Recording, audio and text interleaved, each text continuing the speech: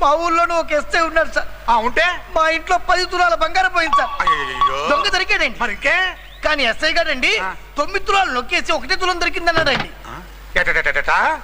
ఎట్లంటే ఇప్పుడు నువ్వు ఉన్నావు ఎస్ఐ. ఎస్ఐ అవును. మా ఇంట్లో 10 తులాల బంగారం పోయింది. నువ్వు 9 తులాలు నొక్కేసావు. 1 తులం ఇచ్చావు. గవర్నమెంట్ నీకు డబ్బులు ఇవ్వట్లేదురా? ఇస్తున్నారు. నీకు పిస్టల్ ఇవ్వట్లేదురా? ఇచ్చింది. నీకు బెల్ట్ ఇవ్వట్లేదురా? ఇచ్చింది. క్యాప్ ఇవ్వట్లేదురా? ఇచ్చింది. నా సొమ్ము తిని నువ్వేం బాగుపడతారా? నాశనం అయిపోతావు. నీ భార్య రోడ్లు ఉడుస్తుందిరా?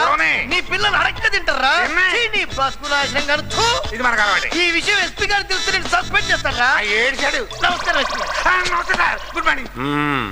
మా ఎస్ఐ నీ 9 తులాల బంగారం నొక్కేసి 1 తులం దొరికిందని చెప్పాడా? ఆ విషయమే మాట్లాడుకుంటున్నాం. వస్తాను. ఈ ఎండ తీసుకొని బిర్యానీ తిని పండగ చేసుకో.